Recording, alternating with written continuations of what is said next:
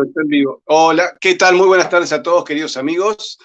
Y saludamos a nuestros 81.200 suscriptores que nos vienen siguiendo todos los días en nuestro canal para hablar aquí en Historia con Patricio Lons de aquello que tiene que ver con nuestra identidad. Hoy, especialmente, vamos a hablar sobre la independencia de América y si fue realmente una independencia o una secesión.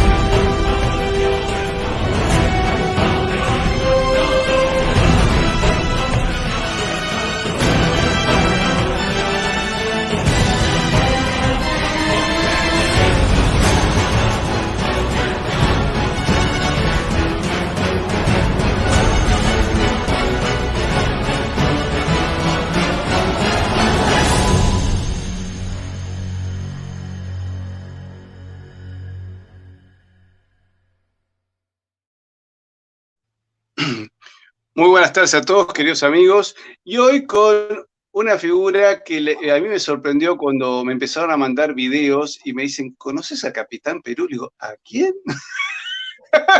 Y veo un joven con un disfraz, un uniforme, un escudo parecido al del Capitán América, pero reivindicando a Perú y a su pasado incaico, su pasado español, que son los dos elementos con los cuales se conforma no solo la identidad peruana, sino parte de nosotros también. ¿Por qué? Alguna vez escribí un artículo, que creo que después lo voy a ver si lo pongo en la descripción, que es la peruanidad de los argentinos. Para eso lo tengo a Rafael Aita, más conocido como Capitán Perú. Hola, Rafael, gusto en verte.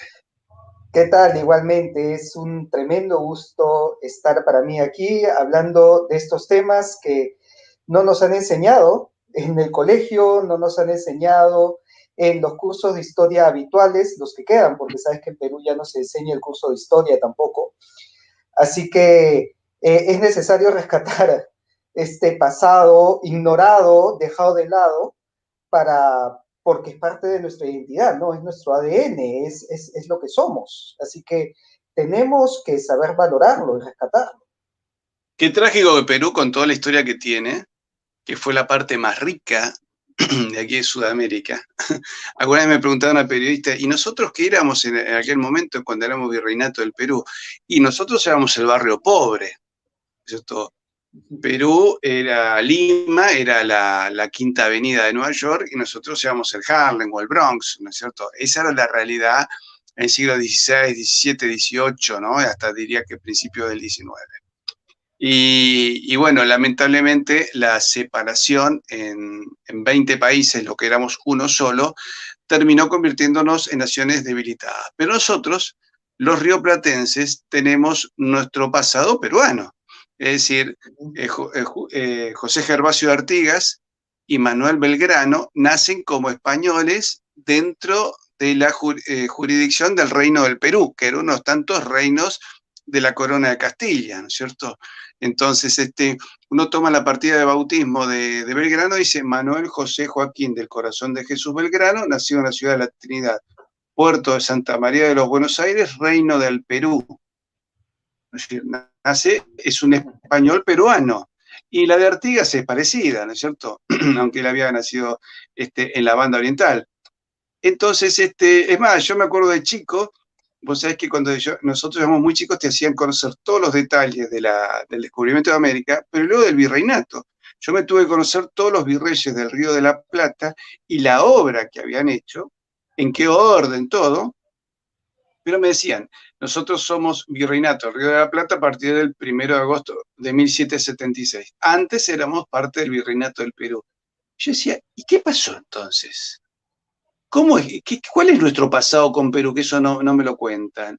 Y después, ¿qué moneda había acá? Y del otro lado, es decir, acá había cosas que no se contaban. Yo me acuerdo haberle preguntado a la maestra y lo que me pasó más de una vez en la materia historia con más de un profesor, me dijeron, Lons, siéntese y deje de hacer preguntas raras. Yo que hacía siempre las preguntas raras. Porque claro, viste, cuando vos descubrís que todos nosotros éramos una sola potencia, ¿no es cierto? Por acá estoy buscando algunos de los mapas, donde estábamos todos juntos, ¿no es cierto? Como acá, ¿cierto?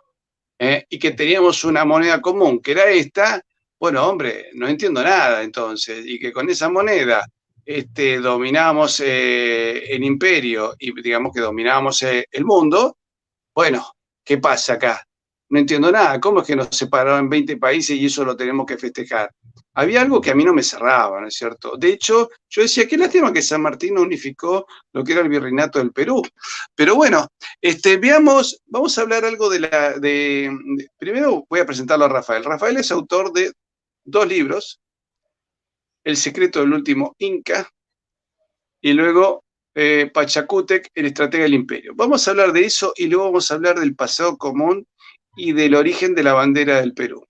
Para empezar a explicar qué éramos y si lo que hubo fue una independencia o simplemente una secesión. Contanos un poco de estos libros.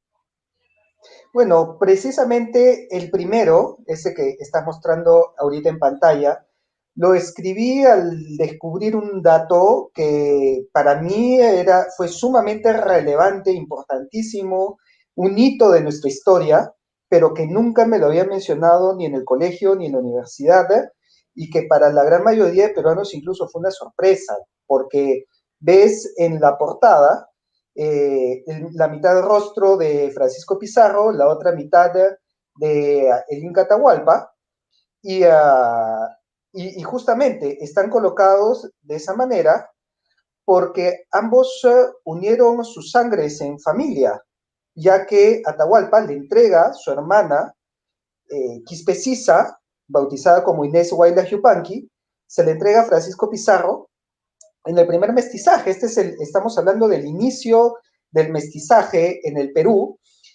Sus hijos, tienen 2 hijos, Francisca Pizarro Yupanqui y Gonzalo Pizarro Yupanqui, fueron los primeros mestizos y propiamente dicho los primeros peruanos, pero ¿con qué linaje, no? Los hijos de 2 imperios.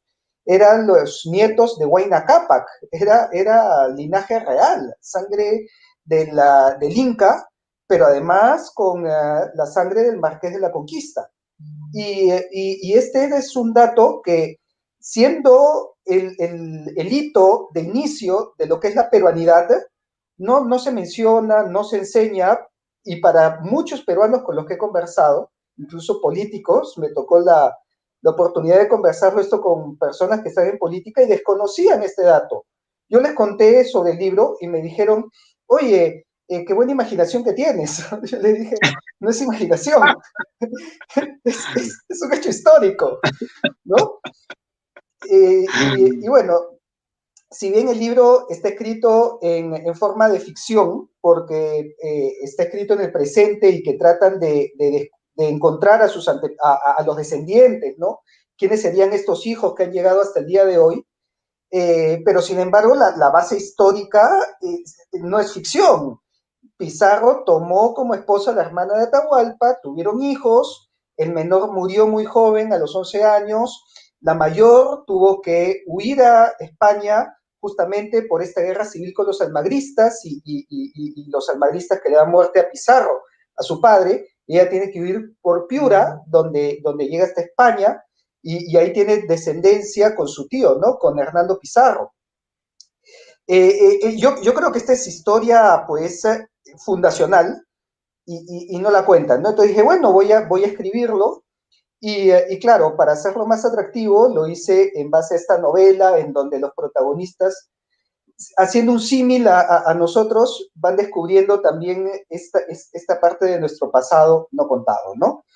Y así ha sido, digamos, el inicio del virreinato, Y como tú lo mencionas, ¿no? Si en Argentina te sorprendió que no nos cuenten esta parte vital de nuestra historia, pues imagina en Perú.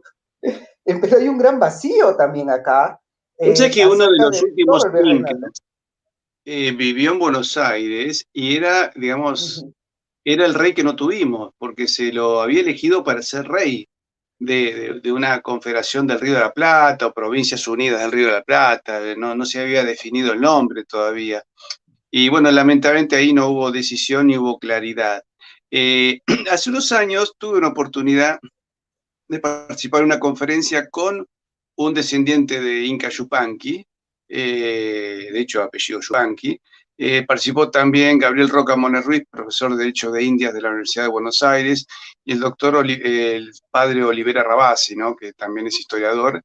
Y bueno, fue muy interesante cuando hablamos de la genealogía, porque los peruanos consideraban, después del último Inca, que el primer rey español pasaba la genealogía de los emperadores del Perú.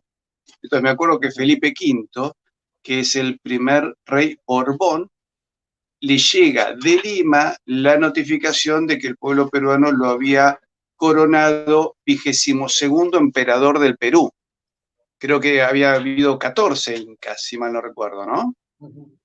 Y entonces creo Sí que la es. 15ª es Isabel, luego viene Juana la Loca, Carlos I, Felipe II, Felipe III, Felipe IV, Carlos II, Felipe V, y luego viene, si mal no recuerdo, Fernando VI, Carlos III, Carlos IV y Fernando VII sería el último emperador del Perú. Pero hay algo que es interesante y por eso es inexplicable, es una traición al Perú el que nos enseñe esta historia, porque cuando estuvo ahora el rey Felipe VI en la ciudad de los Reyes, como se llama Lima, el senador Belaúnde le dijo, debemos rescatar la hispanidad, le recordamos a su majestad que nosotros nos independizamos contra nuestra voluntad, o sea, a la fuerza.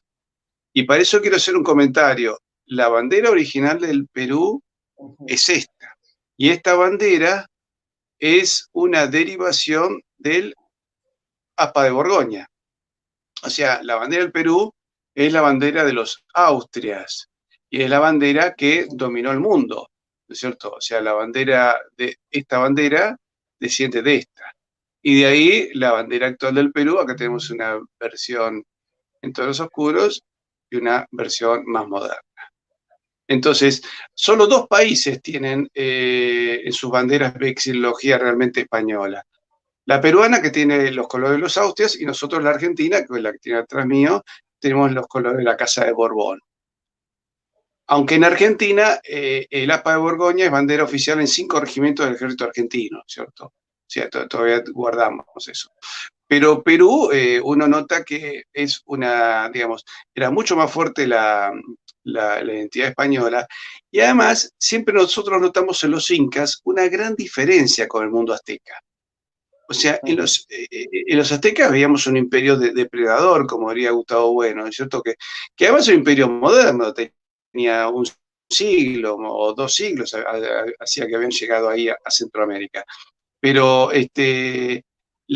digamos, la civilización incaica tenía mayores condiciones de civilización y por eso pudieron aprovechar, pero mejoraron con el aporte español, porque de hecho el imperio inca tenía problemas con algunas tribus que se fueron alejando, que llegaron hasta la Patagonia, ¿no?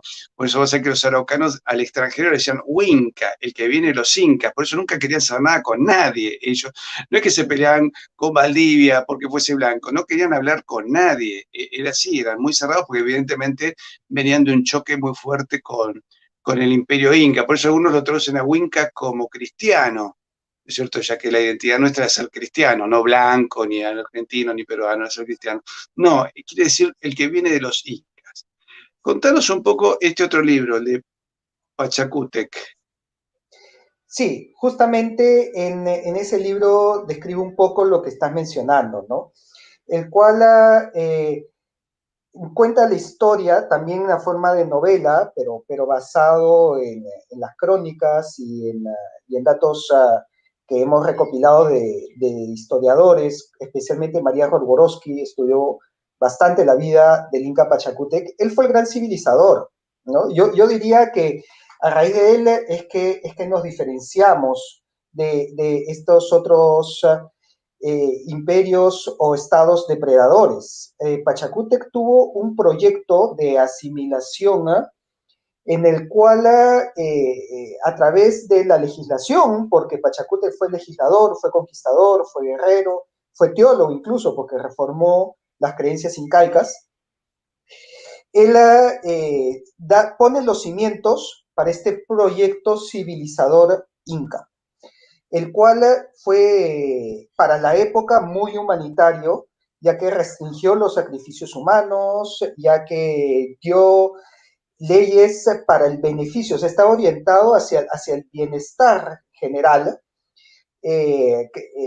pero claro, obviamente durante las sublevaciones, especialmente de Cañaris o de Osquito en el actual Ecuador, sí la represión era muy dura ante una sublevación, y esto generaba, pues, o generó que durante la época de la conquista, todos estos pueblos se plieguen a Pizarro y a los conquistadores. Influenciados en gran parte por la guerra civil, ¿no? Recordemos esta guerra entre Huáscar y Atahualpa, que desangró, ¿no? Al imperio inca, al Tahuantinsuyo, y, y hizo que todas las panacas, lo que se llaman los clanes, que estaban a favor de Huáscar, se plieguen a favor de Pizarro, ¿no? Posteriormente, pues de hecho, elaboraron alianzas, los mismos descendientes incas elaboraron alianzas, como Pauyu Inca, que incluso fue reconocido como príncipe de Cusco, y vivió como noble toda su vida, al igual que sus hijos. Fue, digamos, establecieron una interesante y muy fuerte alianza con los conquistadores.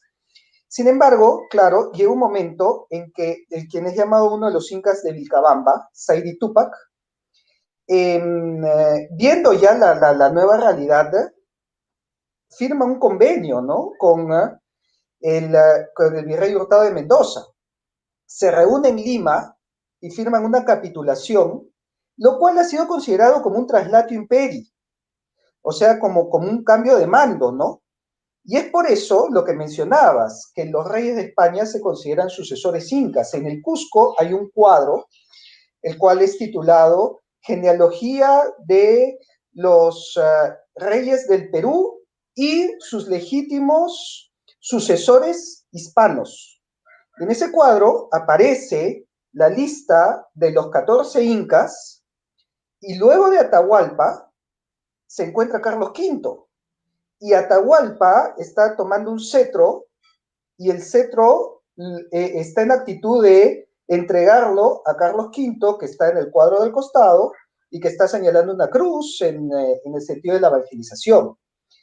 Además de lo que mencionabas, ¿no? O sea, acerca de este reconocimiento que le dieron a Felipe V, en el Perú tenemos un montón de indicadores, como estos cuadros, que hay más de uno. En la Catedral de Lima hay otro cuadro también en donde se encuentran los incas, y luego de Atahualpa se encuentra Carlos V y Felipe II y los demás reyes de España.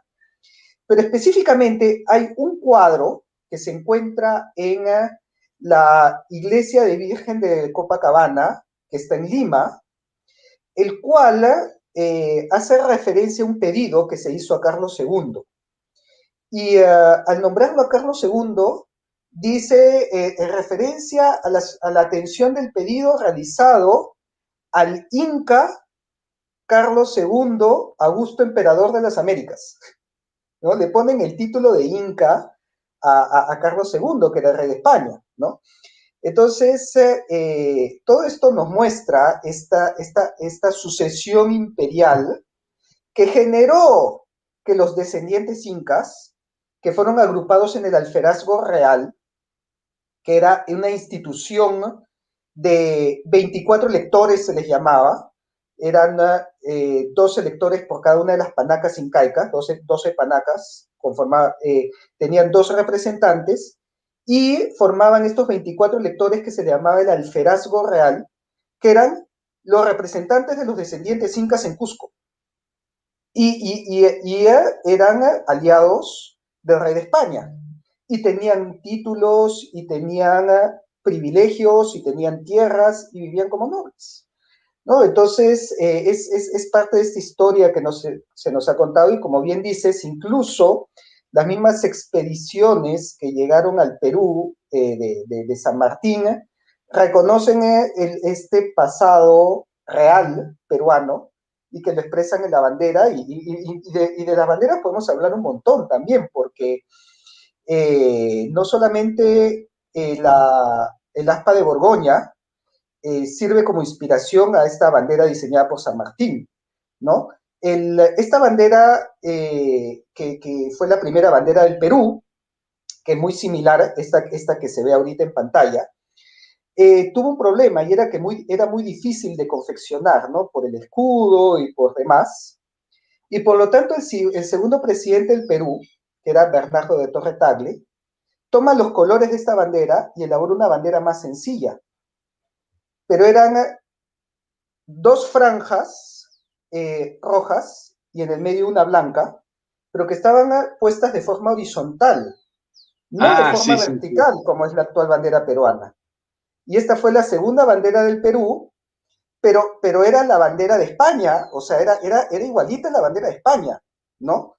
Solo que con el color blanco en el medio. De hecho, era tan parecida a la bandera de España que ocurrió un incidente en donde hubo una confusión entre tropas peruanas y españolas porque no identificaron bien los colores de la bandera. Y producto de ese incidente es que decidieron hacer el cambio y poner las franjas verticales como ha llegado al día de hoy, ¿no? Pero la segunda bandera incluso también tenía un símil a la bandera española. Sí, incluso porque era muy parecida, y además porque era parecida a nuestra bandera también, ¿no? Así es, solo que en lugar del celeste era el rojo, ¿no?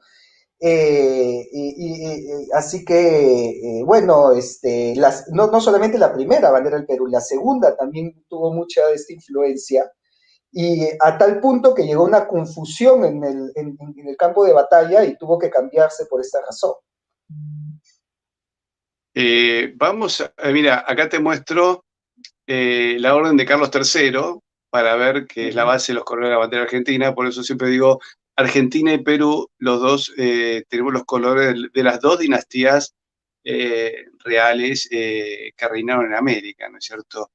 Yendo un poco a lo que pasa en la independencia, a mí algo me llamó la atención, un trabajo que hizo un profesor argentino en la Universidad de Valladolid, donde muestra que la economía peruana con la independencia cayó a la 15ª parte.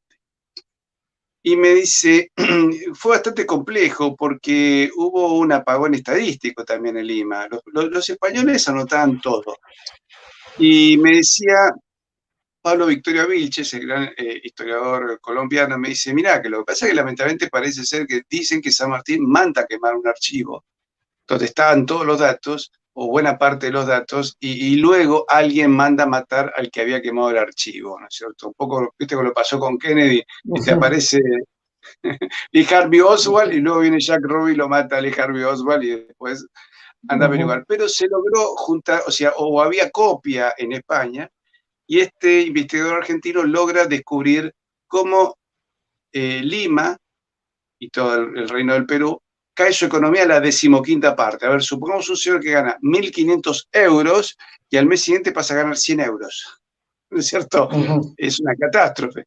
Bueno, y la realidad es que, me decía, los principales opositores a mi idea fueron de profesores españoles, que no querían reivindicar para nada el pasado español en América. O sea, fíjate el nivel de traidores que tenemos en todos lados, ¿no es cierto?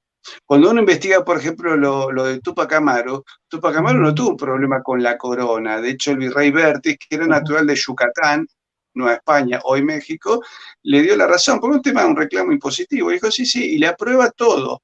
El funcionario que tenía que implementar la reducción impositiva en el norte es el que sabotea, no le cumple, y luego viene un estallido político posiblemente con alguna ayuda inglesa, pero en realidad habría que descubrir el nombre de ese funcionario, que además luego fue sanguinario, ¿viste? Porque luego la muerte de Tupac Amaru es muy salvaje, pero siempre hemos tenido algún personaje que puesto en lugares claves se han encargado de sabotear.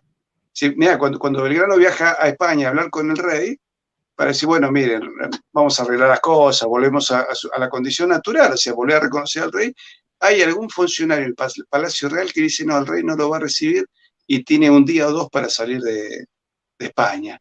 Eso que no me digan que no había un tipo ahí metido para sabotear la reunión, ¿cierto? Pues si alguien le hubiera dicho, miren, majestad, los rioplatenses se han arrepentido, vienen a pedir perdón y no reconocen, yo creo que el rey no hubiera sido tan idiota. Quiere decir que alguien en el medio se encarga y luego escriben la historia diciendo, no, el rey era tan necio que no nos quiso recibir. A mí, sinceramente, eso me resulta difícil de creer. Me parece que hay partes y personajes que se encargaron. Hoy el peruano, ¿se da cuenta de que le falta una parte de su historia?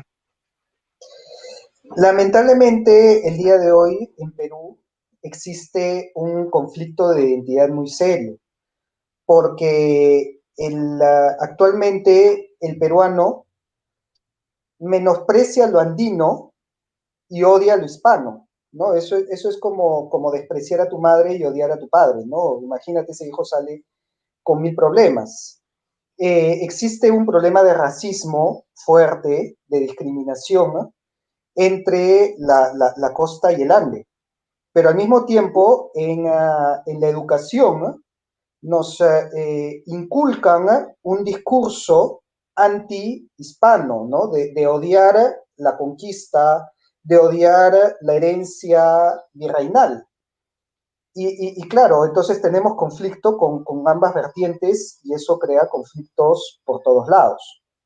Y este es el origen de muchas rupturas de identidad y de identificación que existe en el Perú, ¿no? Entonces, como bien dices, ¿no? Esta falta de historia, pues lamentablemente, y cuando se cuenta, está mal contada, nos quiebra como país. Nos genera divisiones que se reflejan después en la política, en las empresas, en la organización, en la convivencia, en el civismo, en el respeto al prójimo, en el respeto a las leyes. Y lamentablemente ya hemos llegado a un punto en que es como, no sé si has llegado a observar esta matriz del conocimiento, ¿no? Que está lo que tú sabes que sabes, lo que tú sabes que no sabes, lo que tú no sabes que sabes y lo que tú no sabes que no sabes, ¿no? Ya hemos llegado al cuadrante en que no sabemos que no sabemos. Ya se nos ha dado una enseñanza en el colegio y muchos peruanos asumen que eso es lo que hay que conocer. Y cuando conversas con ellos y le dices, pero sucedió esto, sucedió el otro y sucedió el otro, se rompen paradigmas. Más yo veo en su cara cómo les cambia el rostro y dice, ¿y esto por qué no nos lo enseñan? Al comienzo es de incredulidad. Al comienzo de decir, no, no puede ser. Eso que tú me estás contando no puede ser. Y cuando saco las pruebas, los libros, se quedan fríos, ¿no? Es romperte el discurso, es romperte el esquema. Tomemos el caso de José Gabriel Condorcanqui, ¿no? De Tupac Amaru que mencionabas. Las causas de su imagen ha sido totalmente distorsionada, ha sido usada con fines políticos, incluso con fines subversivos y manoseada de cualquier manera. Las reformas borbónicas y este tema de impuestos y de tasas influyeron bastante en su sublevación, ¿no? Pero hubieron otros factores también, ¿no? Sabemos que Tupac Amaru, él reclamaba el título de Marqués de Oropesa, y quien no le otorga este reconocimiento son justamente los nobles descendientes incas, ¿no? O sea, este alferajo real que decía, no, él no es descendiente inca, no lo reconocemos dentro de nuestro grupo, entonces se subleva. Y es por eso que, y esto es algo que nunca nos lo dicen, parte de los que lucharon contra Tupac Amaru fueron estas familias descendientes de los incas. incluyendo, por poner un ejemplo, a la familia Saguaraura, que se enfrentó en la batalla de Sangarará contra Tupac Amaru, y incluso el mismo Mateo Pumacahua. Mateo Pumacahua era brigadier general del ejército real y era un descendiente inca, el cual toma un grado de general en el ejército real del Perú y era cacique de Chincheros, tenía muchísimas tropas a su disposición, de entre sus, digamos, los que trabajaban o los que servían para él, y participa de la captura de Tupac Amaru, y es por eso que el día de hoy, si vas a la parroquia de Chincheros, vas a encontrar un mural en donde se encuentra un puma encima, atacando, doblegando a una serpiente. El puma, que era el tótem de Pumacahua, y la serpiente, que era el tótem de Tupac Amaru, porque Amaru significa serpiente. Entonces, claro, uno no lo concibe porque lo ve a Mateo Pumacahua como un cacique indígena descendiente de incas, y cuando dices, oye, pero él peleó contra Tupac Amaru, participó de su captura, la gente no lo cree, dice, no puede ser. ¿Esto por qué no lo enseñan? Bueno, ahí está toda esta parte de la historia que no sabemos, que no sabemos. Sí, y me quedé pensando en todo lo que dijiste, porque la, la nobleza incaica tiene un sistema similar a la europea, que es nobleza mayor y nobleza menor. Tengo en España están las 300 familias que tienen título de grandeza de España, y después hay unos 2000 títulos de nobleza, digamos, de menor categoría. Los de la grandeza de España de alguna manera están en la línea de sucesión a la corona. Inglaterra pasó lo mismo. Alemania también, ¿viste? Los von, había muchos von, ¿no es cierto? La preposición de en alemán, que es nobleza menor. Y después estaban las grandes familias principescas que pertenecían a los distintos grandes ducados o al reino de Württemberg, ¿no es cierto? O al de Prusia, ¿no es cierto? Pero y la nobleza incaica también. Parece ser que Tupac Amaru, él tenía un problema porque él estaba como en la nobleza menor y pretendía un título más alto, ¿no es así?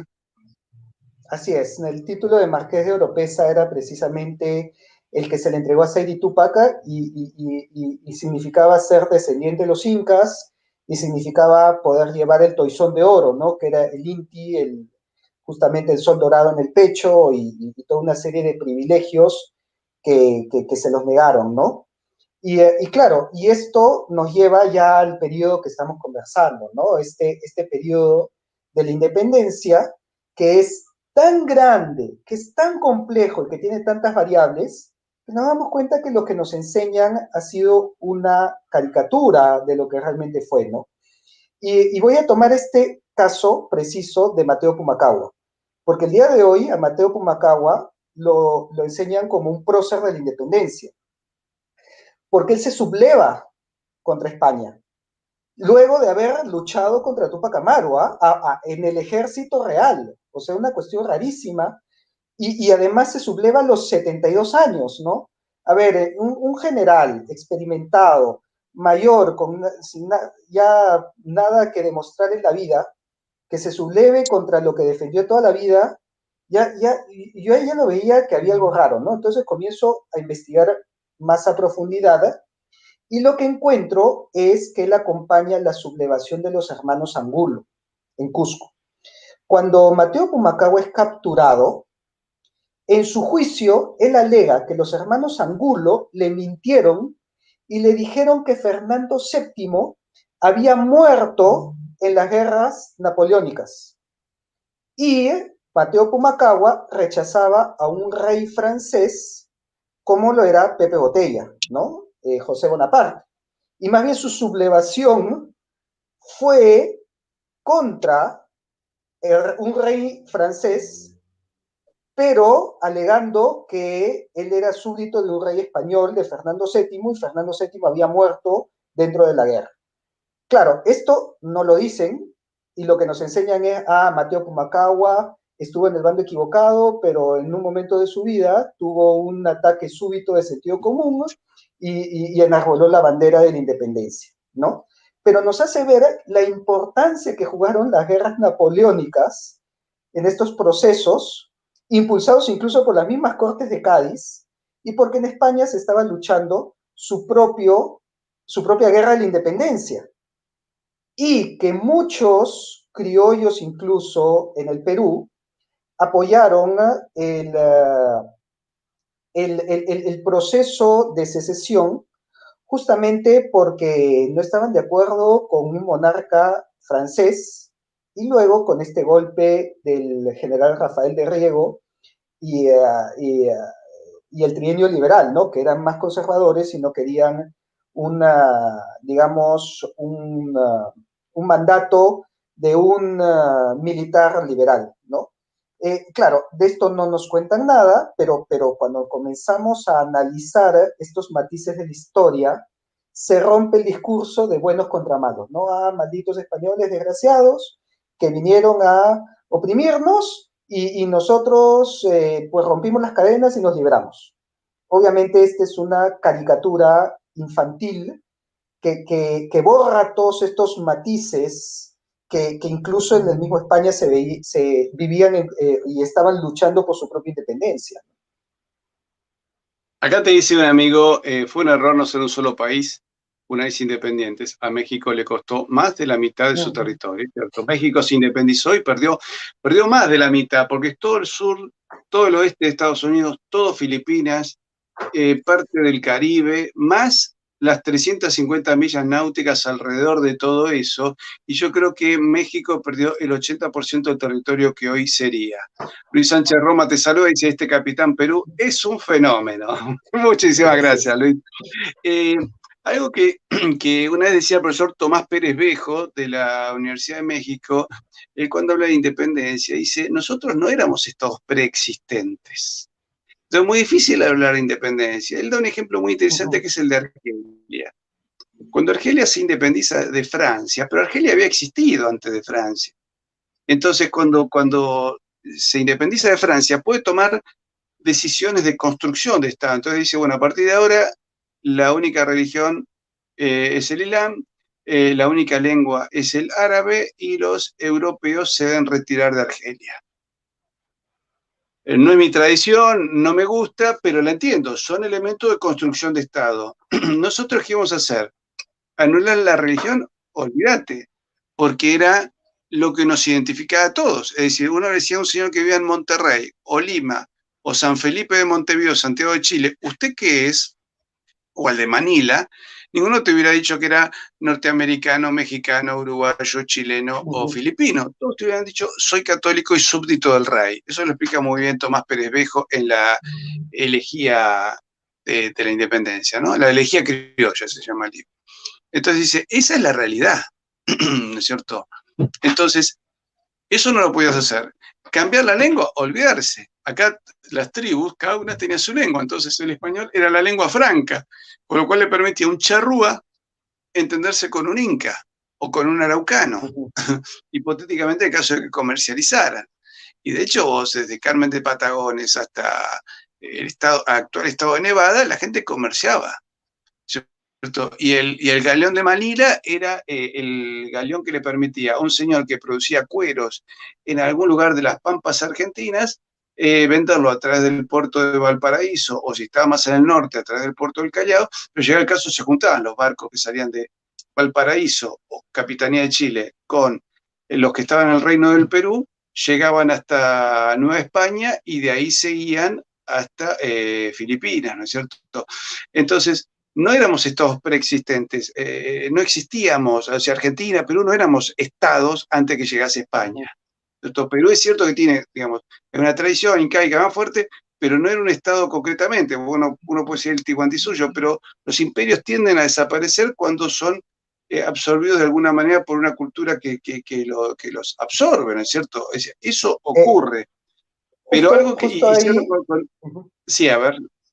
Sí, justo ahí iba a decime. matizar este tema que has mencionado acerca del Tahuantinsuyo, ¿no? Porque, a ver, de hecho, los mismos virreyes de España sí tomaban al Tahuantinsuyo como un estado, ¿no? Este encuentro de Hurtado de Mendoza con Saidi Tupac fue un encuentro entre líderes de estados. ¿Cuál ha sido la diferencia? Que este estado tahuantinsuyano que sobrevivió dentro del virreinato no estuvo involucrado dentro del proceso de la independencia. O sea, el proceso de la A ver, independencia se hizo a espaldas de los nobles incas, de los representantes del estado del Inca, del Tahuantinsuyo. Esto es algo que el día de hoy en el Perú incluso permanece, porque si uno va al interior del país, te dicen, la independencia fue un proceso de criollos. En el mejor de los casos, la gran mayoría de estos descendientes incas simplemente se hicieron los locos, ¿no? O sea, no participaron, estos son guerras de criollos y a mí déjenme seguir con mi negocio. En el peor de los casos, estos descendientes incas eran la línea de mando del Ejército Real del Perú. Como dije, ¿no? Mateo Pumacagua, brigadier general del Ejército del Perú. Dionisio Uchu Yupanqui, Dionisio Inca Yupanqui, eran línea de mando, eran comandantes del Ejército Real del Perú. Cuando San Martín proclama la independencia en 1821, y el virrey La Serna tiene que retirarse de Lima, muda la capital a Cusco. Cusco fue capital del virreinato entre 1821 y 1824, apoyado por la descendencia inca y por los nobles incas que estaban en Cusco. El grueso del ejército real del Perú que luchó contra el ejército independentista o patriota eran indígenas, mientras que el ejército que trajo San Martín era rioplatenses, chilenos, y el de Bolívar eran colombianos y venezolanos. Entonces, la independencia se hizo a espaldas de si hablamos de Estado, si hablamos que existía un Estado del Tahuantinsuyo previo al virreinato del Perú, la independencia del Perú se hizo a espaldas de este Estado, se hizo a espaldas de estos representantes y descendientes incas. Y esa división, esta fracción entre criollos e incas, la hemos arrastrado hasta el día de hoy. Y es justamente esta división que hablaba entre costa y sierra, que el día de hoy persiste todavía en el Perú. Y que muchos achacan la culpa a que fue una independencia de criollos, una república creada por criollos, una república que nunca integró al indígena, una república que nunca se interesó por conectarse con la sierra, hasta el día de hoy. Y lo hemos heredado de ese proceso que ocurrió, ¿no? Entonces, si hablamos que existió un Estado previo al virreinato, la independencia se hizo totalmente de espaldas a ese Estado y las consecuencias las vivimos hoy. Bueno, por ejemplo, cuentan que en la batalla de Ayacucho, las tropas peninsulares del Real Ejército del Perú eran en cantidad inferiores a los voluntarios que habían llegado del archipiélago de Chiloé, sur del actual Chile, que fueron a pelear por el rey. Los chilotes, porque el gentilicio de chilote corresponde al natural del archipiélago de Chiloé, fueron a pelear por el rey junto a sus hermanos del Perú. Y eran más, creo que eran más de 300, y los peninsulares eran menos de 300. Entonces, en realidad fue un ejército absolutamente aborigen. Y uno ve, por eso te puse esta imagen, de este general aborigen, y uno lo escucha a Antonio Navala Huachaca, donde dice que realmente los revolucionarios, dice, no han traído más que miseria, hambre, muerte, destrucción. Y le dice algo muy fuerte: sois verdaderos anticristos. Eso lo dice alguien que tiene un sentido muy profundo de la historia y que entiende la teología de la historia. Porque eso no es una frase dicha al azar. Sois verdaderos anticristos. No que son anticristianos, que es lo que podía haber dicho, ¿cierto? Son verdaderamente anticristos. O sea, los ve como personas pérfidas y perversas. Y de hecho, Fíjate que todo el ejército de los Andes tuvo problemas con la iglesia, tanto en la provincia de Mendoza, hoy territorio argentino, como cuando cruza los Andes, lo tiene en Chile, y cuando llega a Perú, donde, digamos, expulsa al virrey de Lima, que se tiene que asilar finalmente en Puerto Rico, pero se habla de posiblemente hasta 4 excomuniones por parte de que habría recibido San Martín, ¿no es cierto? Entonces, realmente la historia hay que revisarla muy en detalle. Otra cosa que comentaste, hablaste del toisón de oro. El toisón de oro lo llevan los incas desde el siglo XVI, creo que se llamaba Tatauchi, era el primero que lo recibe, por haber enfrentado a uno de los españoles que quiso traicionar al rey en América. Es decir, ahora, ¿qué significa el toisón de oro? Significa, primero, que es la condecoración más importante de toda la nobleza europea. La otorga el rey de España. Y segundo, significa que aquel que porta el toisón de oro puede hablar en nombre del rey de España. Es decir, ser rey de España, si vos tomás toda la tradición europea, es mucho más importante que ser rey de Inglaterra. Lo que pasa es que, bueno, los enemigos trataron de ir acordonándolo, y hoy la corona inglesa tiene más poder en Inglaterra que el rey de España dentro de España, ¿no es cierto? Ha hecho un trabajo para irlo llevando a un rincón sin salida, y que lamentablemente han producido la España de hoy, una España decadente. Pero es mucho más importante ser el rey de España que ser rey de Inglaterra, porque significa haber sido rey de medio mundo, ¿no? Y rey de Jerusalén. Pero, digamos, este hombre, Felipe VI, rey de España y de las Indias Orientales y Occidentales, también porta el título de rey de Jerusalén. Lamentablemente lo vemos ahí con el pin de la Agenda 2030, que es una agenda justamente que va contra el cristianismo, ¿cierto? Que es la identidad española. Pero por eso los incas tenían el derecho de portar el toisón de oro, y eso no era un dato menor, era hablar en nombre del rey de España y tener una autoridad en América que implicaba servir a una civilización común. Por eso, lamentablemente, nosotros, al separarnos, perdimos la moneda común, el real de A8, que creo que no sé si lo mostré antes. Perdimos el mercado que teníamos de Asia, porque es decir, nosotros con esta moneda, todos nuestros productos llegaban a Filipinas, de Filipinas a China, Japón, India, Corea, ¿no es cierto? Entonces, y a su vez los productos de Oriente llegaban a América. Pero si cualquier país europeo quería comprar y venderle algo a los otomanos, o sea, el Imperio Turco o el Imperio Chino, debía pagar con esta moneda, con el real de 8. O sea, fue la primera moneda global, lo que sería hoy el dólar o el euro, ¿no es cierto? Pero además era una moneda con peso propio, con valor intrínseco. Con lo cual, digamos, el dominio financiero del mundo lo tuvo España, y una de las secas de acuñación estaba en el Alto Perú, que dependía del virreinato del Perú. Es decir, los peruanos y los novohispanos y los mexicanos acuñaban la moneda más poderosa del mundo. ¿Cómo le haces creer hoy a un chico peruano que ustedes acuñaron la moneda más poderosa del mundo? Sí, y de hecho incluso podríamos buscar imágenes de estos descendientes incas, como Dionisio Inca Yupanqui, como Alonso Chihuantopa Inca, con el toisón de oro, ¿no? Y portando indumentarias del Inca.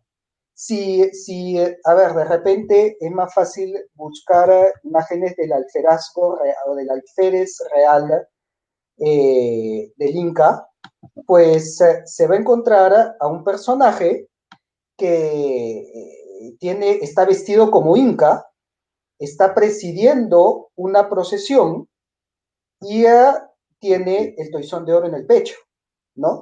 Entonces, esto nos muestra, pues, la importancia que tuvieron estos descendientes incas dentro de lo que en ese momento era el imperio más grande del mundo, y que se Sí, perdió, ¿no? Se perdió dentro de este proceso, el cual también lo podemos conversar como fue para el Perú, porque entiendo que también el proceso de independencia de Argentina, la Revolución de Mayo y demás, fue muy distinto al peruano, que el peruano fue sí, así es. realmente caótico. O Voy a sea, tratar, mientras vos hablás, yo te digo porque la gente me está mirando y yo miro para el costado. Mientras vos hablás, ujú. voy a tratar de subir esas imágenes porque realmente valen la pena. Porque además, vos sabés que acá en el Río de la Plata, para las ceremonias más importantes, por ejemplo, la procesión de Corpus, los caciques locales formaban parte del protocolo real junto al virrey. Estamos hablando del año 1700, 1800. Pero cuando en 1702 los dinamarqueses quisieron invadir Buenos Aires, o sea que el gobernador de Buenos Aires tenía 3.000 habitantes. Digo, ¿qué hago para pararlos? Y fue a pedirle a los caciques. Digo, ¿me ayudan? Sí, cómo no. Y se fueron todas las tribus que armaron tal ruido en la costa que los descendientes de los vikingos lo vieron a esto más salvaje que los vikingos y se fueron. Pero el intento de invasión danesa a Buenos Aires por el año 1700 fue parado gracias al apoyo de las tribus aborígenes, ¿no es cierto? Entonces, esa era la realidad. O tal vez yo lo podría compartir, porque yo ya lo tengo aquí. A ver si podés. A ver, creo que me permite compartir pantalla.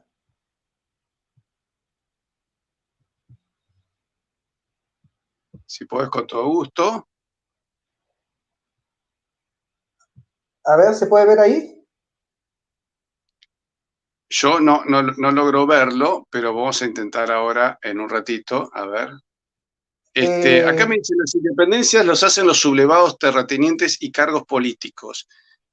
Cuando en España, en 1820, el rey firma la Constitución Liberal de 1812. Ese es el cáncer hispanoamericano. Y la verdad que es cierto, porque nosotros desde la independencia, ¿cuánto hemos perdido? claro, Perdimos, perdimos la claro. economía, perdimos los mercados de Asia, perdimos la unidad común. Acá tenés una de las imágenes. No sé si era esta A la que ver, vos decías. a ver, a ver. Sí, sí, sí. Esta es justamente la del alferazgo real. Este es un cuadro que está en Cusco, si recuerdo bien, y que aparece en el libro de Donato Amado, el historiador Donato Amado, historiador cusqueño, que se llama El estandarte real y la Mascaipacha, en donde habla justamente del alferazgo real, y que el alférez, que era elegido por estos 24 electores, tenía el derecho de portar en la borla que ven en la cabeza. Esa borla se llama Mascaipacha, que es la borla del Inca, ¿no? La corona del Inca. Y tenía el derecho de presidir los, bueno, juicios, cabildos, ceremonias, procesiones, esa imagen es de una procesión, y que lleva el, justamente, ¿no? El toisón de oro en el pecho como descendiente del Inca, y con todos los privilegios que esto significaba, ¿no? Acá se ve más claro, creo que el toisón de oro. Así Era un es, cacique ¿no? aborigen. Y Él esta es es la iglesia que... Chihuantopa Inca. Ah, perdón, repetime. Este era, Sí, entonces, Marcos Chihuantopa Inca, también tiene la borla en la cabeza como descendiente del Inca. Y hay un cuadro de su hermano, Alonso Chihuantopa Inca, que también tiene una indumentaria mestiza, ¿no? Que tiene elementos incas e hispanos, pero tiene una cruz en la mano, lo cual es muy significativo, ¿no? Porque muchos ignoran que existían incas católicos. Pues acá vemos a los descendientes del Inca y que tenía y con una cruz en la mano, ¿no? A ver, a ver si yo estaba compartiendo acá Alonso la Chi... imagen. Bueno, y acá lo que tengo, mira, es la iglesia que vos Ujú. dijiste, de Copacabana, Ajá. Lima, donde estarían esas figuras que vos dijiste, ¿no? A ver, voy a ver porque acá tengo el cuadro que mencioné. Así que creo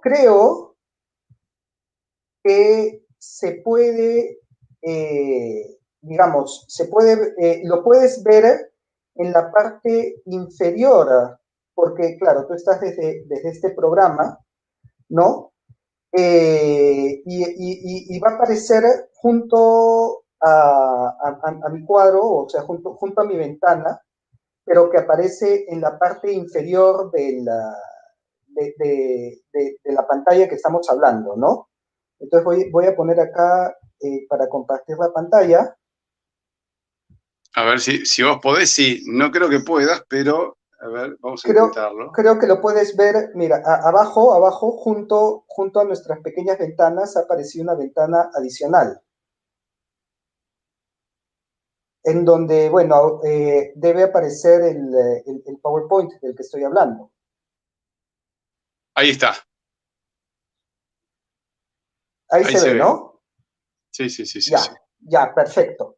Entonces, acá ven, estos cuadros están en el Museo Inca de Cusco, ¿no? Y claro, el cuadro de la derecha es el de Marco Chihuantopa Inca, que era de la familia de la panaca de Yoque Yupanqui, y el de la izquierda es el de Alonso Chihuantopa Inca, su hermano, y que lo podemos ver con indumentaria inca, con la borla, con la corona del Inca, con el escudo de armas de su familia en la mano izquierda y con una cruz en la mano derecha, porque eran católicos.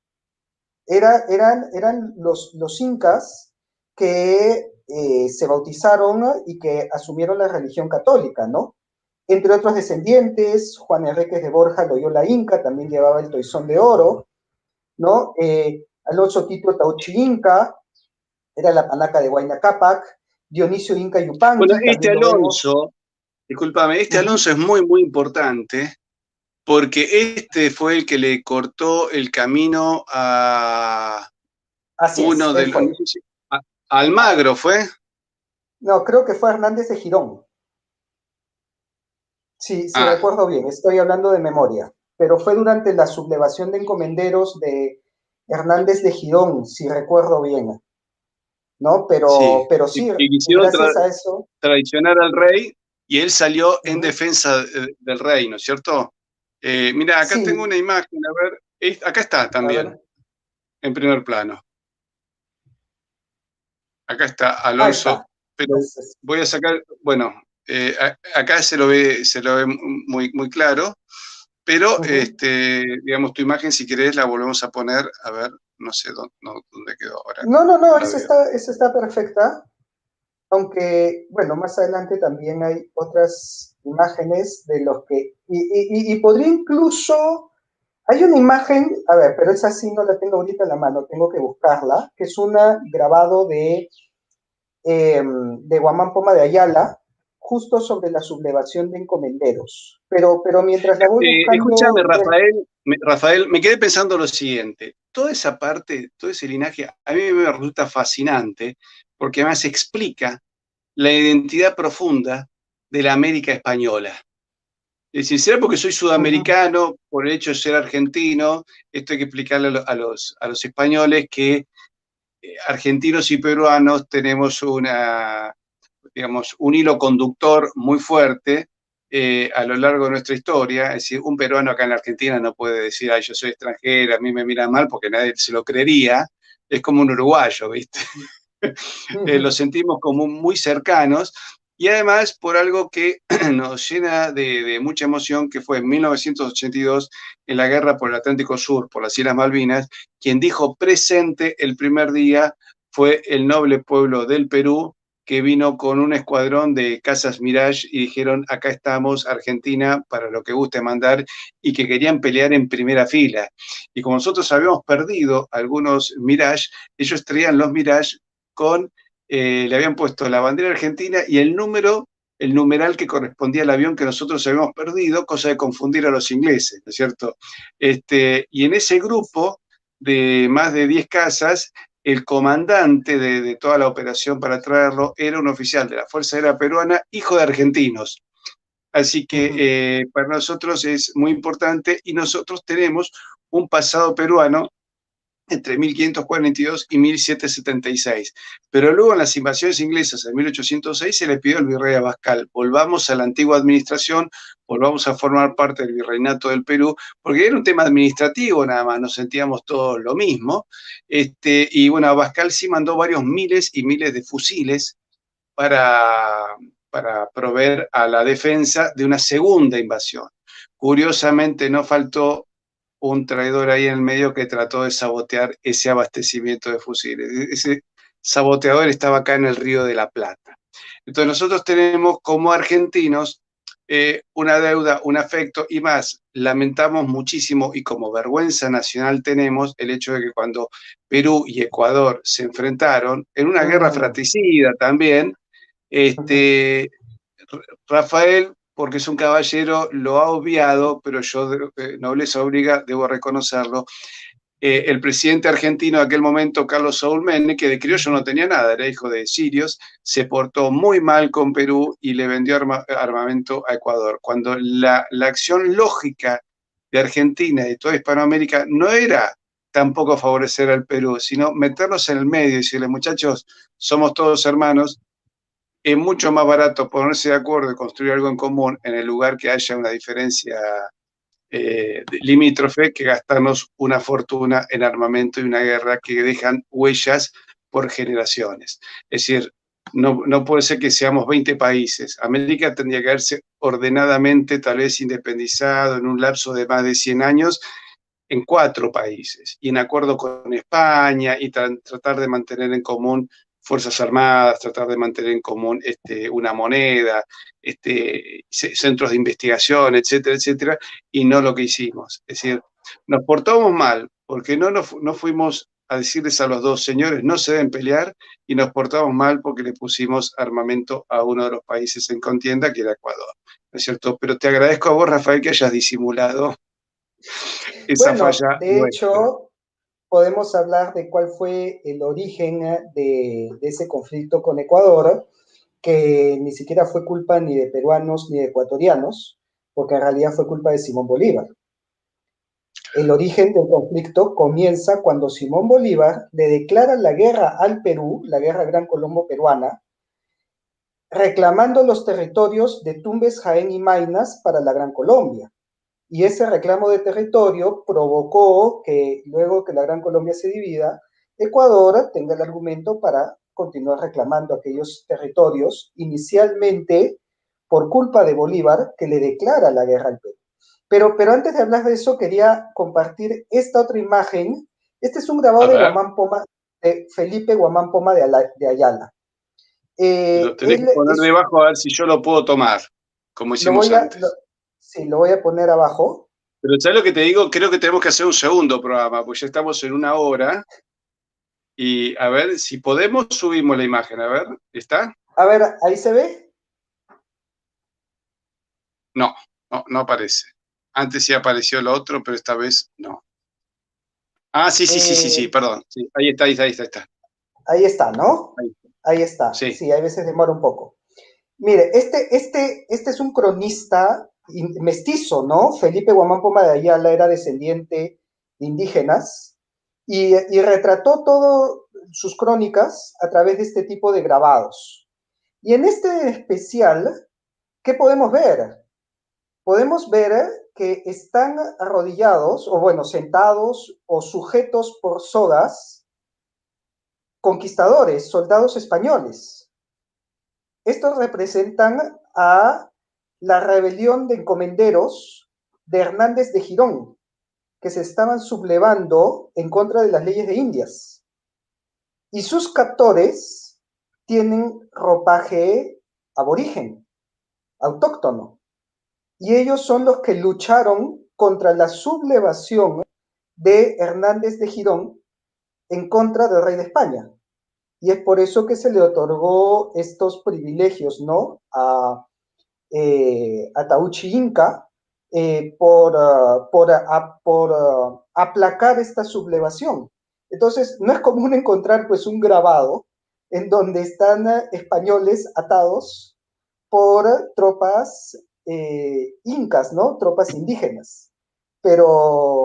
Y peor todavía, siendo los españoles los que estaban en rebelión y siendo los indígenas los que estaban defendiendo a la corona, ¿no? Esto me hace Eso acordar, fue, ¿sabes qué, Rafael? También que hubo ajá, en la Inquisición, hubo aborígenes que fueron jueces inquisidores. Cuando dicen que la así Inquisición es. acabó con los... Mentira, porque tal vez si alguien caía en falta y ameritaba ser juzgado por la Inquisición, el que te golpeaba la puerta tal vez era un indio, no necesariamente un blanco. Así es, precisamente, ¿no? Precisamente ese es el, uh, el cuadro que había hablado anteriormente y que también lo tengo por acá, ¿no? También lo puedo compartir, que es el de la parroquia que mostraste la foto, ¿no? El de la Virgen de Copacabana, que está en Lima, ¿no? Entonces, aquí demora un poco, pero en unos minutos ya debe aparecer este lienzo conmemorativo, muy bonito, dicho sea de paso, muy vistoso, muy, ¿no? Es una obra de arte. ¿Me avisas a ver cuándo ya se puede ver? Se ve perfectamente, se Ya ve se ve, ¿no? perfectamente. Lo que no se ve muy bien son las letras que hay abajo, entonces yo le echo un zoom y acá se puede leer, ¿no? Los señores del Consejo Supremo de la Santa General Inquisición, que a nuestro poderosísimo Inca, don Carlos II, Augusto, emperador de la América, hicieron la consulta de su majestad, se sirviese admitir a los indios a ser ministros del Santo Oficio, fueron y la lista de nombres, publicado el 16 de abril de 1693 en dicho Supremo Consejo. Esta fue una solicitud que se hizo a Carlos II para que los indígenas pudieran integrar el Tribunal de la Inquisición y ser ministros de la Inquisición, lo cual fue aceptado. Salió el decreto real del 16 de abril de 1693, se puede buscar aquel edicto real, y lo interesante es que se dirigen a Carlos II como poderosísimo Inca Augusto, emperador de la América, ¿no? Este es lo que estábamos mencionando, parte de las historias que no nos cuentan y que nos cambian el discurso que siempre nos dan en los colegios o en la educación. Es decir, si nosotros nos diésemos cuenta, Rafael, que somos un país dividido artificialmente en 20, que esto lo han dicho, a ver, ni siquiera es un discurso clerical, aunque creo que la religión es fundante, es la creencia fundacional de un pueblo, sino que incluso lo ha dicho gente de la izquierda. Una vez, vos sabés que un grupo de socialistas argentinos fueron a visitar a Trotsky a su exilio en México, y claro, se sentían como monaguillos que van a visitar a un papa, ¿no? Le iban a pedir la fórmula de la revolución. Y Trotsky, que no conocía el mundo español, pero que se había instalado en México, se puso a estudiar un poco la realidad y dijo, no, acá es imposible hacer una revolución socialista. ¿Cómo que es imposible? No, porque ustedes son un solo país dividido en 20. Ustedes tienen que luchar por la reunificación de Hispanoamérica, industrializar Hispanoamérica y luego socializarla. Es decir, ¿es cierto?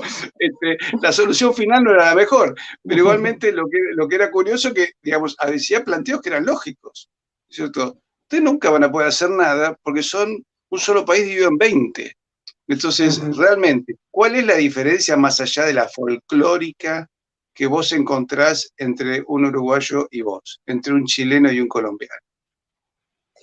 Y aún así, lamentablemente, nuestro sistema educativo nos pone en contra de nosotros mismos, ¿no? Yo puedo hablar del sistema educativo peruano, en donde no solamente existe este discurso antihispano, sino también existe un fuerte discurso antichileno.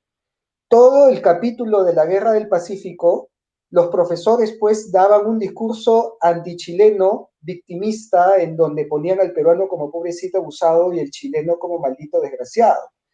Y claro, yo también lo pensaba así y lo tenía como una verdad hasta que me entero, de acuerdo a amigos ecuatorianos, que me dicen, yo quiero estudiar historia en Perú, porque la historia que me enseñan en Ecuador es una historia antiperuana. Acá más bien es el peruano, el malo, el desgraciado, el que vino a invadirnos, a destruir nuestra cultura y a hacernos la guerra y a quitarnos territorio. Y luego también me dice una amiga boliviana que lo que les enseñan a ellos es un antiperuanismo también, en donde el peruano más bien les quita su cultura y se copia de sus danzas, de sus bailes, de sus tradiciones, de los caporales, de la Virgen de la Candelaria, y que los incas venían del altiplano y que era un poco más y eran bolivianos. Y los peruanos se los hemos robado y nos los hemos apropiado nosotros. Y así, si vamos buscando país por país, vamos a ver que para construir una falsa identidad nacional se basa en un discurso fatuo y superficial de odiar al vecino, ¿no? De ponernos en contra del vecino. Y claro, obviamente une de forma muy superficial a, al nacional, pero a nivel continental nos divide y nos odiamos entre todos y terminamos apuñalándonos entre todos. Y claro, divididos nunca vamos a surgir. Entonces, mientras que se mantenga este esquema y este esquema educativo y este discurso antihispano, en que nos enseñamos a odiarnos entre nosotros mismos, ¿no? El ecuatoriano contra el peruano contra el chileno, el boliviano contra el peruano, y seguramente si extiendo las fronteras, sucederá lo mismo que en Centroamérica y con México y demás, pues Mira, me vamos decía un a día seguir. Francisco Núñez del Arco Proaño, escritor Uh -huh, ecuatoriano que escribió Quito fue España, un libro extraordinario. Él me decía, mira, si sumamos todos los reclamos limítrofes de todos nuestros países, lo que nosotros reclamamos a Perú, Perú a nosotros, Bolivia con Paraguay, Perú a Chile, Chile a Perú. Uno reclama a uno y el otro al otro. Argentina con Chile, Chile con Argentina. Y así va sumando más lo que perdió México. La suma daba un continente más. O sea, necesitas otra Sudamérica más para poder cumplir con todos. Con lo cual, en realidad, lo que yo siempre digo, que los argentinos, por ejemplo, cuando nos independizamos, no es que perdimos Uruguay, Paraguay, Bolivia, sur de Chile y Guinea Ecuatorial, sino que también Uruguay perdió Argentina, sur de Chile, Paraguay, Bolivia, Guinea Ecuatorial perdió a cada uno de nosotros, y así sucesivamente nos perdimos mutuamente, y Chile perdió toda la Argentina, Argentina todo Chile, y ambos perdimos al Perú, y Perú nos perdió a nosotros, y todos juntos perdimos a Ecuador y Ecuador a nosotros, y así sucesivamente hasta llegar a California, Nevada, Texas, Luisiana y Florida y Filipinas. Nos perdimos mutuamente. Si nos fijamos bien, los dos únicos países que salieron beneficiados de la secesión de América, no podemos decir independencia porque no existíamos. uh -huh, Es decir, Bolivia como Estado no existía antes de la separación de España. Entonces, es una secesión de un territorio. Me perdí lo que te estaba diciendo. Es que si, no, digamos, los dos países que más perdieron. Los países que más se beneficiaron fueron Inglaterra, porque se quedó con nuestro mercado interno, nos convirtió a nosotros en tomadores de préstamos ingleses, que era Libra, que era un papelito, se quedó con nuestros mercados asiáticos e impulsó su revolución industrial. Y el otro país que se benefició fue España, porque España dijo, bueno, listo, no me quieren más, se quedaron con las Antillas y empezaron un desarrollo, entran en la revolución industrial, e incluso cuando desarrollan el ferrocarril, el primer ferrocarril español lo hicieron en Cuba, no lo hicieron en la península. Dice, no, la provincia cubana es la que necesita el primer ferrocarril para la industria del azúcar. Y les pareció muy lógico porque veían en Cuba una extensión más de su territorio. No, no es que la estaban haciendo en una colonia, sino en una provincia, ¿cierto? De hecho, todavía tenés, mira, en la Guerra Civil Española hubo militares españoles que pelearon un bando o en otro, que habían nacido en Cuba. Creo que uno de los últimos militares del bando nacional de Franco era cubano. Y hoy, incluso hoy, hay, creo que una política de Vox es hija de cubanos, o ella misma nació en Cuba. Es decir, tiene que ver con nuestra identidad, ¿no? No es que uno es extranjero. De hecho, es más, hasta en la izquierda se ha dado. El Che Guevara, que es un héroe de la Revolución Cubana, nació acá. No, es que no me llena de orgullo ni para nada, ¿no? Pero me refiero que, digamos, no es que haya un tipo de Tailandia a hacer una revolución en Cuba. Era un argentino, había mexicanos, pero una cosa, eran todos hispanohablantes, ¿no es cierto? Entonces, si nosotros no entendemos que nos perdimos mutuamente, no vamos a poder salir adelante. Acá hago un homenaje al profesor Enrique Díaz Araujo, historiador que acaba de morir con 95 años. 95 años. Rafael, ¿con qué te gustaría cerrar? Porque en realidad has mostrado hasta las imágenes, me gustaría hacer otro programa donde muestres todas las imágenes en forma ordenada Así es. y que nos cuentes todo eso porque realmente me pareció fascinante. Sí, realmente da para otro programa. Yo encantado nuevamente de acompañarte en este canal, en esta labor que estás haciendo. Y bueno, solamente recomendar también que me sigan por redes sociales, ¿no? Pueden encontrarme en Facebook como Capitán Perú, en Instagram como Capitán Peruano y en YouTube también como Capitán Perú, donde constantemente estoy subiendo material que permita abrir los ojos ante esta historia no contada, ¿no?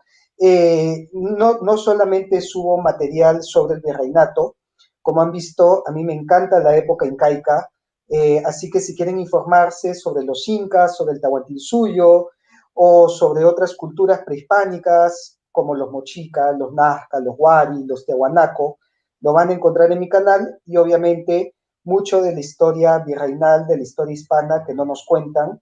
El día de hoy, primer sábado de febrero, es el Día Nacional del Pisco Sour, que no lo tendríamos si no fuera por la uva traída desde la península, porque en América no había uva, ¿no? Así que de repente lo podemos celebrar, acá en Perú lo celebramos tomando un pisco sour, pero ese a mí me parece es una paradoja. Nuestro orgullo se basa en elementos mestizos, ¿no? A un peruano está orgulloso del pisco, cuando el pisco viene de la uva española, pero elaborada en Perú, ¿no? Estamos orgullosos de nuestra gastronomía es una mezcla y tiene una gran influencia también hispana y así como andina y de otras inmigraciones que ha recibido el Perú, como la afroamericana, que tiene mucha influencia también. De la música, estamos orgullosos de nuestra música, de la marinera, de nuestros bailes, de nuestras danzas, de la música criolla, y son hechas pues con guitarra española y con gran influencia, bueno, si ve una marinera, pues ahí se ve gran influencia española, ¿no? Entonces, ¿cómo vamos a renegar de lo mismo, de lo que al final estamos orgullosos y lo proclamamos como nuestro y como símbolo patrio y nacional, ¿no? Hay que dejar de lado esos conflictos y para rescatar esta identidad que nos hermane a todos, no solamente en el Perú, sino también en todo el continente. Así que ya saben, estas historias interesantes y muchas otras más las pueden encontrar en mi página de Capitán Perú en Facebook, Instagram y YouTube. Mira, yo decía, vamos a cortar, pero mirá los mensajes que tienen. María Inés Vallejo nos dijo, qué bueno que juntar al Capitán Perú con Pablo Victoria de Colombia.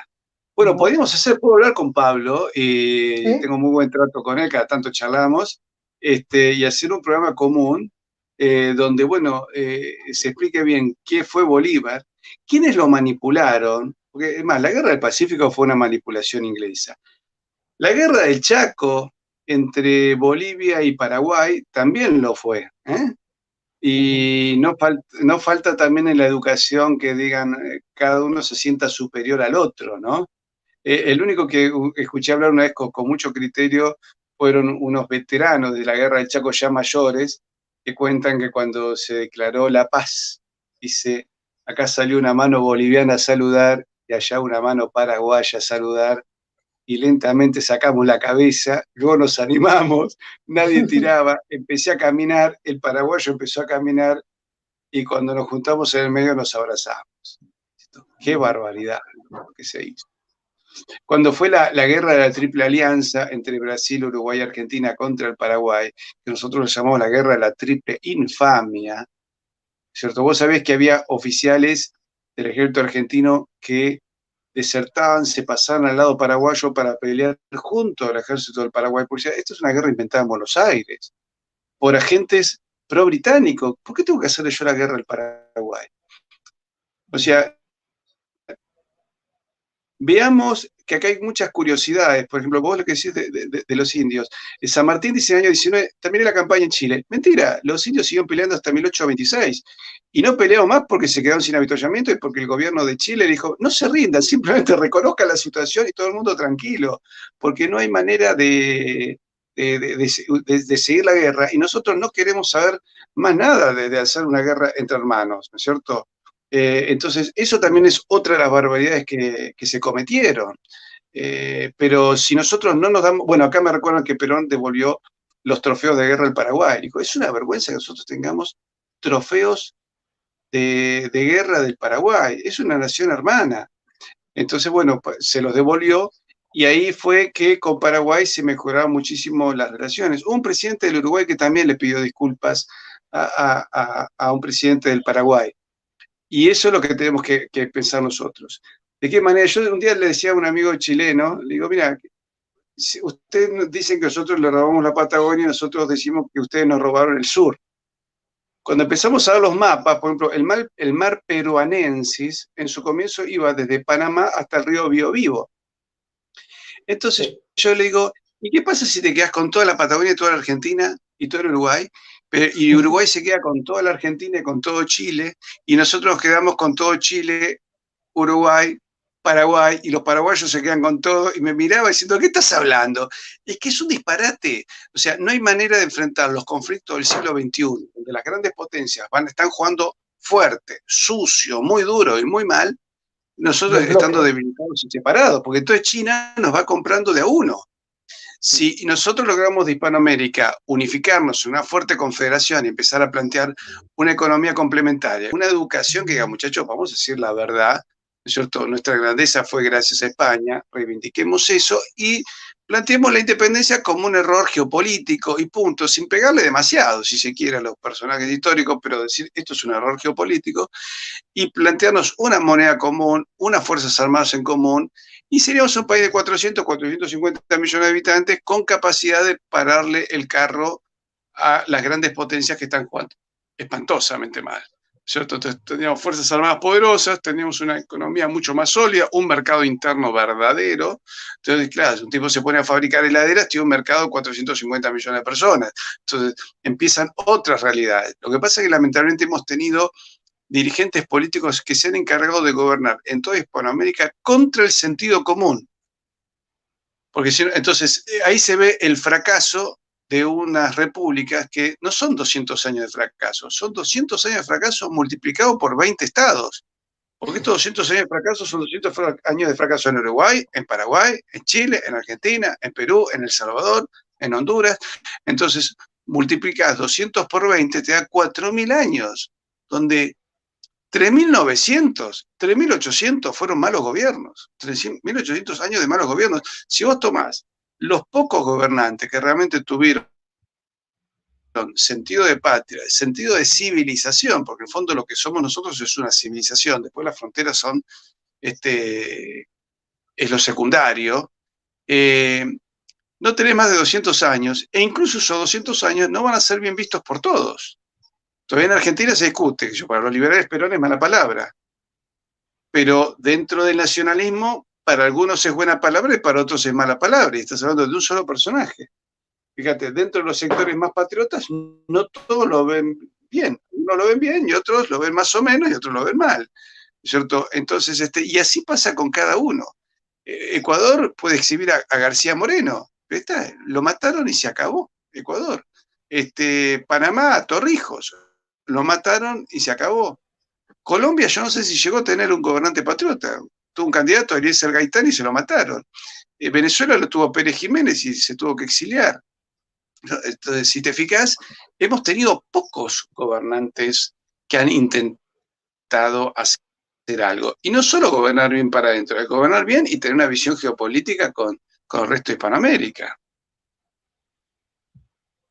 Sí, por supuesto. No sé si lo ves igual.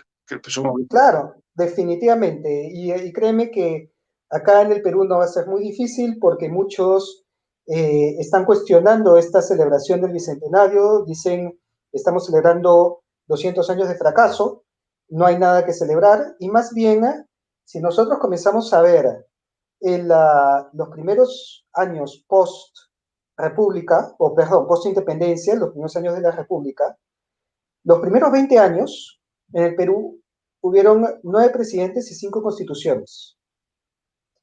Toma la potencia mundial que quieras, Estados Unidos, Rusia, China, y entre el 2020 y el 2040 ponle 5 constituciones distintas, con 9 presidentes, que entre ellos se hicieron golpes militares, la guerra civil o se mataron, y a cualquiera de ellos lo destruyes y lo dejas en nada.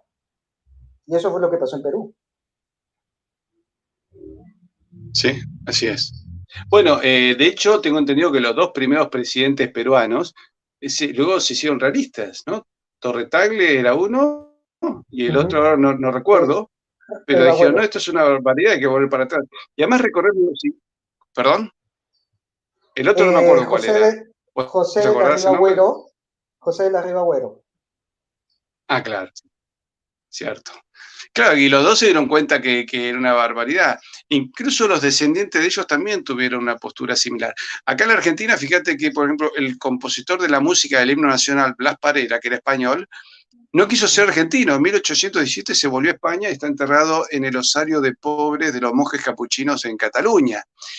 Pero vos es que a fin de siglo dijeron, bueno, hay que modificar el himno nacional argentino porque era una barbaridad anti-española y era un disparate y todo el mundo se decía, muchachos, esto no es cierto.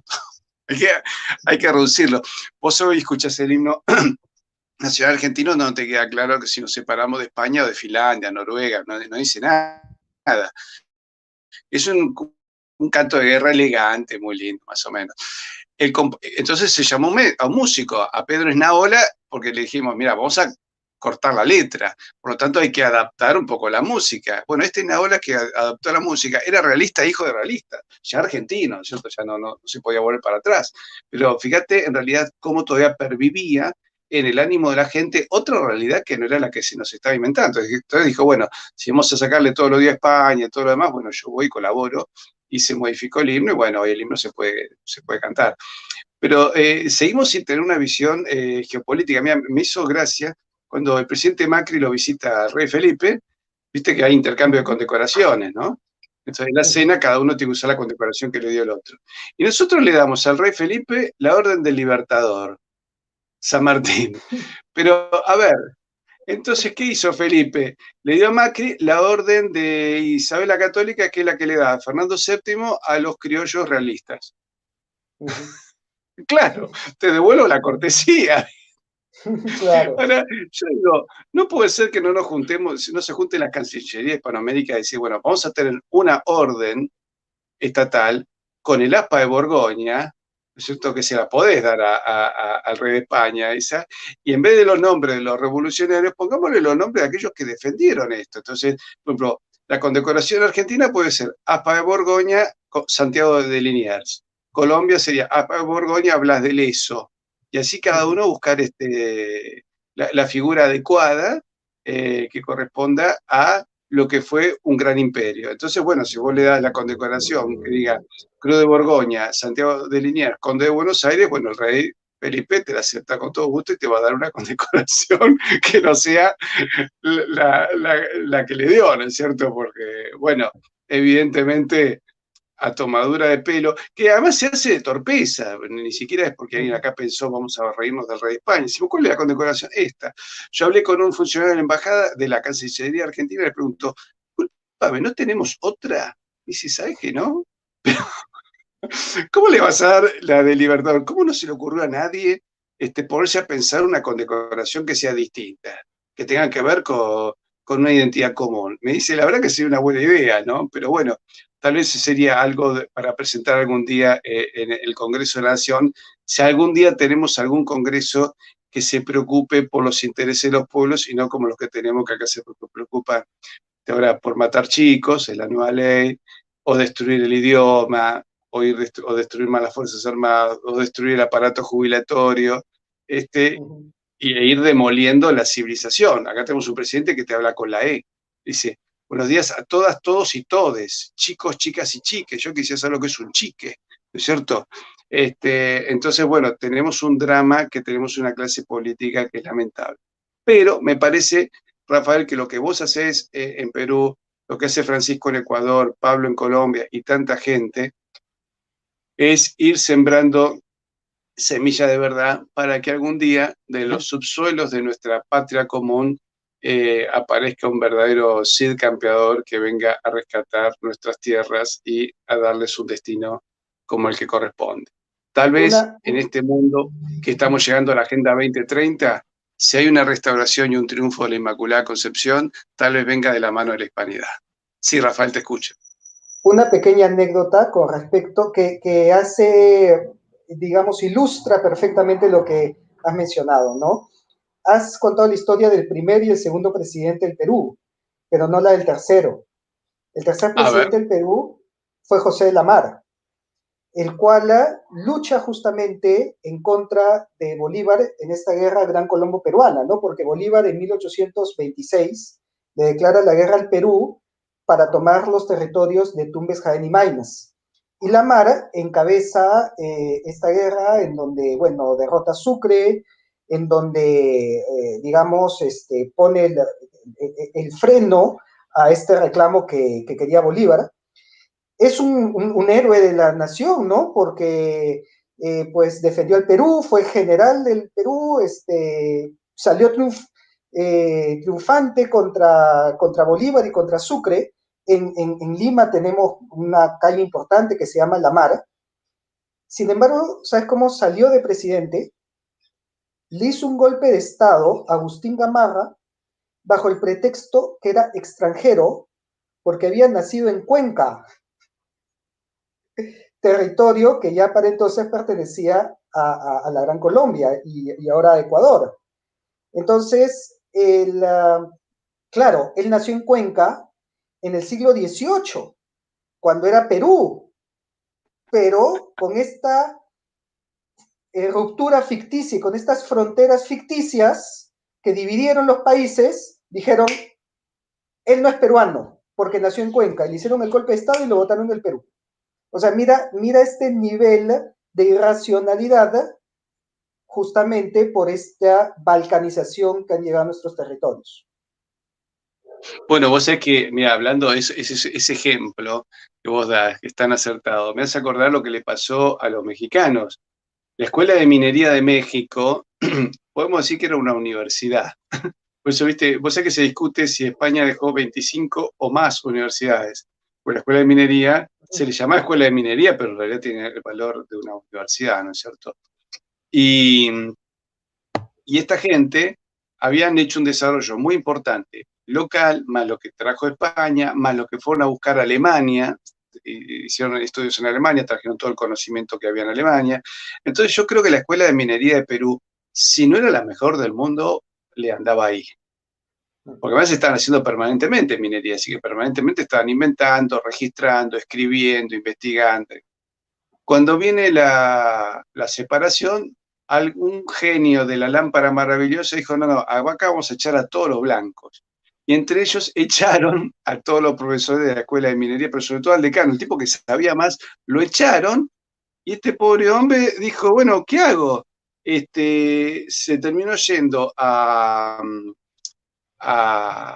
Pensilvania y formó la Escuela de Minería en Estados Unidos. ¿Cierto? Y a partir de Estados Unidos empezó a tener minería, desarrolló la minería en el estado de Nevada que le quitó a México, empieza a acuñar una moneda parecida al real de 8 para meterla en Asia, y los asiáticos, como la veían más nueva y brillante, se la cambiaban por los Carolus, que eran el Real de A8 con la imagen de Carlos III, Carlos IV, que era un gramo más grande, algo así, tenían una medida más grande, pero como estaban oscurecidas o sucias, los chinos le daban más plata a los norteamericanos que la recibían por una moneda nueva. Los yanquis se llevaban esa moneda que pesaba más, la fundían y volvían a ser dólares norteamericanos nuevos y más chiquititos, y así, de esa manera, lentamente lograron meter el dólar norteamericano y desbancaron el real mexicano, que fue perdiendo al final definitivamente el mercado con Asia. O sea, México pensó, me separo de España y voy a seguir manteniendo el mercado con Asia. No, antes o después lo vas a terminar perdiendo, porque además, antes vos tenías una figura común, el rey. Ahora, ¿por qué voy a obedecer a fulano, mengano, sutano? ¿No es cierto? De hecho, contaba Ramiro de Maestro que una vez visitando el norte de Bolivia, le llamó la atención que un indio le hizo de guía para conocer una zona y usaba un bastón, viste como muchos montañeses usan un bastón para apoyarse mejor, y tenía una moneda con la imagen del rey. Y le digo, ¿y esa imagen es la de nuestros reyes de Castilla? Y a Ramiro el maestro le llamó la atención la expresión y dijo, pero usted sabe que ya no. Ustedes ya son un país independiente hace décadas, que ya no están separados, que ustedes se eligen un presidente. Ah, sí, el presidente, sí, sí. ¿Usted se cree que yo aceptaría al mestizo ese si no no lo hubiese sido previamente aprobado por los reyes de Castilla?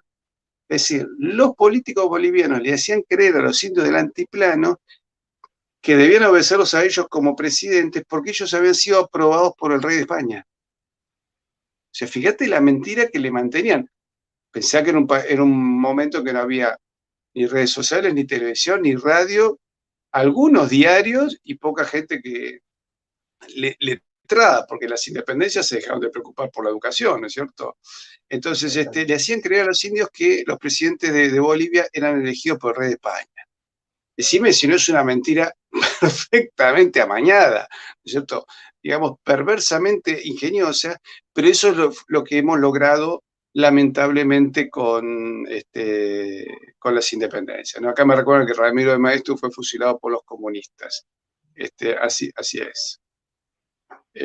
Bueno, escúchame, Rafael, a mí me encantó muchísimo esta nota. Llegamos a 1 hora 35, yo seguiría, pero para el público va a ser larguísimo.